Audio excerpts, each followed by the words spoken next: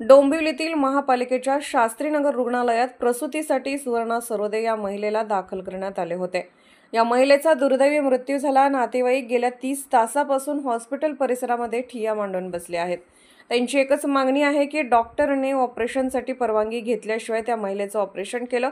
त्यामुळे आधी डॉक्टरवर गुन्हा करा, नंतर पुढची प्रक्रिया करा, त्याशिवाय आम्ही हॉस्पिटलमधून जाणार नाही, महिलेचा मृतदेह घेणार नाही। नमस्कार। याच्यासाठी ऍक्च्युअली मी पूर्ण कल्पना तुम्हाला आता या परिस्थितीत देऊ शकत नाही, जोपर्यंत पूर्णपणे म्हणजे आमची मेडिकल लीगल कमिटी घेऊन डिसिजन घेत नाही व पोलीस कारवाई होत नाही आणि प्रशासकीय फोरेन्सिक तज्ञांकडून जोपर्यंत एक्सपर्ट पोस्टमॉर्टम जे होत नाही तोपर्यंत हे सांगता येणार नाही। गुरुवारी आहे तर इथे